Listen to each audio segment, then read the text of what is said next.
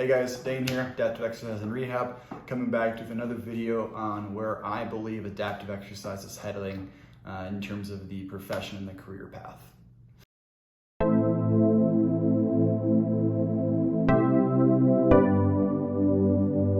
So a few months ago, I was contacted by a magazine in Denver, Colorado, Voyager Denver is what it's called, basically highlighting what we do at New Ability and how we do it as a nonprofit. And it kind of brought into light one of the questions that they had was, where do you see the future of adaptive exercise heading? So I was really able to start to kind of conceptualize what my thoughts were on that. It kind of boils down to 4 different areas, and they all kind of coincide at the end, as you'll see here once I kind of finish up my kind of point.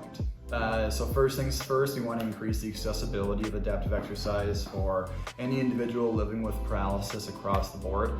So basically what that will look like is we want to work in different or majoring areas, high density areas with 100,000 to 50,000 individuals. In those locations, we want to have at least one facility in those locations across the United States. My kind of goal, in addition to having these standalone facilities as a New Ability, is that there's only 17 facilities as New Ability is, that is non-doctor led across the United States, and only about 5 to 10 different states. So we want to increase that to roughly all 50 states if possible right off the bat. But within there, we want to take commercial gyms and regular able-bodied gyms and find differing ways to create adaptive exercise and adaptive equipment within those facilities, and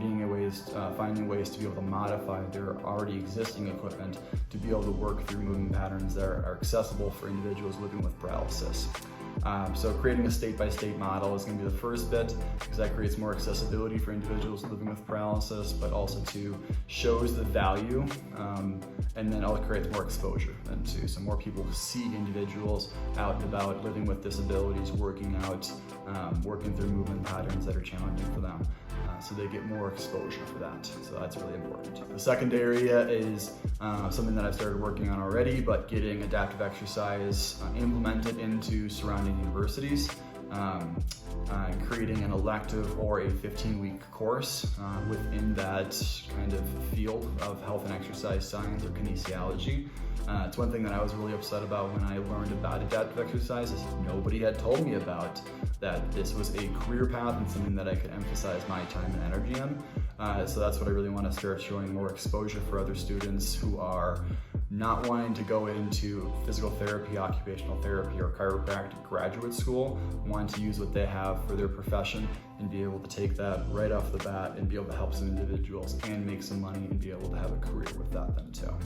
So within the universities, we really want to make sure that the universities have, in terms of what I've started on, I want to basically have the universities starting off with me doing presentations at these surrounding universities, exposing the students that adaptive exercise in this population is absolutely needed to be served, and you have a skill set that is very much so attuned to serve these people,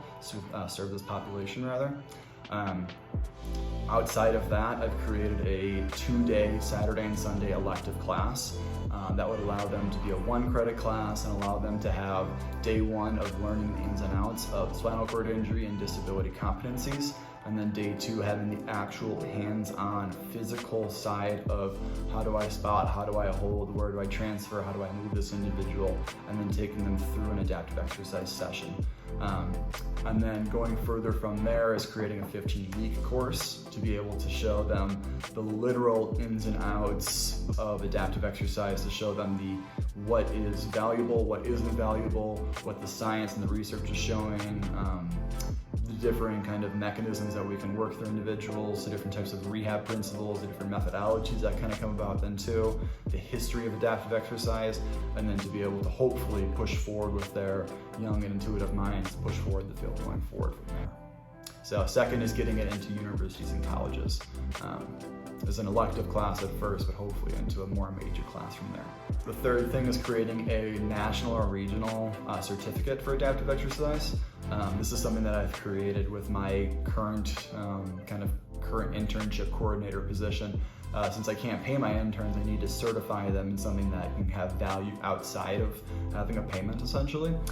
So we have an adaptive exercise certificate, which basically certifies them that they have the skill set and experience that myself has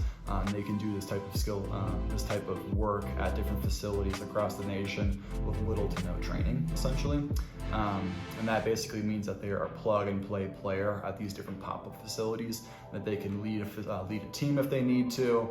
be able to work with a massive variety of dysfunction and disabilities within that area. And then the fourth area that I feel like adaptive exercise is expanding into, particularly in Colorado right now, over the past, I believe, 8 to 10 years, we've had a Medicaid waiver that has covered chiropractic, acupuncture, and massage therapy for individuals living with paralysis in 5 counties in Colorado. As of July of this year, 2020, it expanded to all of Colorado and opened up more diagnoses as well too. One of the plans and goals that I have for that program in particular, based off all the information, literature, research that I've understood when I was in my undergrad pertaining to health and exercise science and the mitigation of long-term healthcare costs, I very much so feel that this is something that I could put forth anecdotal and empirical evidence to be able to say to legislators that we can save X amount of dollars per person if we were to cover adaptive exercise on the front half rather than having to cover a broken leg or a skin sore or some type of secondary health complication down the road. That's something that I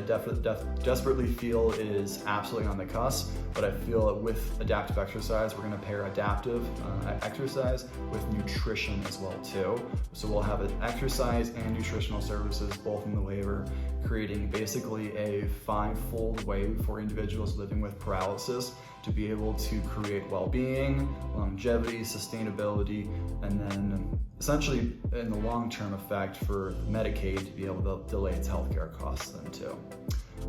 So those are the 4 areas that I feel like adaptive exercise is expanding into and where I feel like the career path is kind of taking me, but also hopefully every individual who steps foot and kind of starts to work into adaptive exercise. I truly do feel like adaptive can turn into a multi-hundred location type of career where you can take your skill set and go from Colorado to Nevada to Arizona to Utah to wherever you need to go. And then with that, I very much so believe that there are going to be multiple thousands of trainers and multiple tens of thousands and hundreds of thousands of individuals who will be taking advantage of our services to be able to get up and move. Because movement is medicine, and that's what we want to pursue, and that's what we want to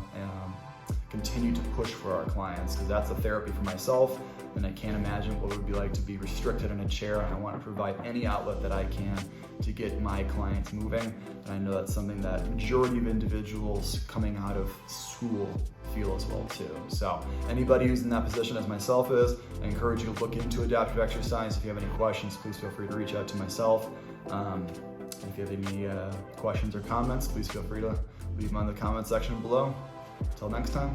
peace.